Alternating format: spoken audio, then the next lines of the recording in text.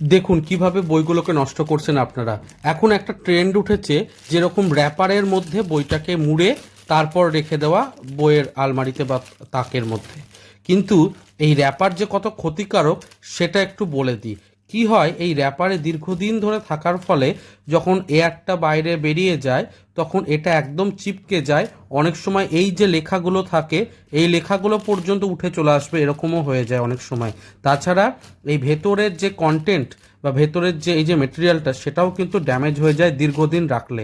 সেই জন্যই আমি বলি প্রত্যেক সপ্তাহে অন্ততপক্ষে একটু এই যে মাইক্রোফাইবার ক্লথগুলো দেখছেন খুবই ভালো, ফ্লিপকার্ট আমাজনে পাওয়া যায়, এগুলো দিয়ে একটু ক্লিন করুন। বইকে খোলামেলা রাখতে দিন। যদি আপনার র্যাপার পছন্দই একান্ত হয় তাহলে একটু যে মোটা র্যাপারগুলো হয় যেগুলো কাপড়ের সাথে আসে সেগুলোকে ব্যবহার করতে পারেন, সেগুলোর কোয়ালিটি একটু ভালো হয়, ফলে একটু বেটার থাকার সুবিধা।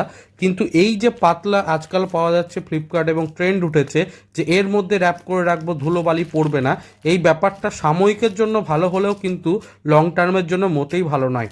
যে কোনো প্রকাশনী সংস্থা এটা ব্যবহার করে ঠিকই, কিন্তু তাদের বই তো বিভিন্ন জায়গা থেকে বিভিন্ন জায়গায় ট্রান্সফার হয়, ফলে তাদের একটা যৌক্তিকতা আছে।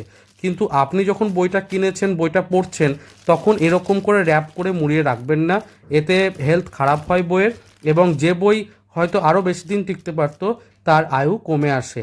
তো নো প্লাস্টিক আমি বলবো একদম, প্রত্যেক সময় বেঁধে বেঁধে প্রত্যেক সপ্তাহে ক্লিন করুন বইকে, আর বইকে যথারীতি জায়গায় রাখুন। আর বই অবশ্যই এই গরমে রোদে রাখবেন না, ছায়াযুক্ত স্থানে কোথাও তাকে রাখবেন।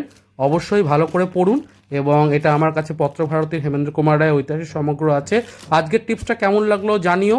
আর এরকম অনেক টিপস আমি কিন্তু শর্টসে দিয়েই থাকি, তোমরা চ্যানেলটাকে সাবস্ক্রাইব করে দিও, তাহলে এরকম অনেক টিপস পেয়ে যাবে। এখন চলি, টাটা।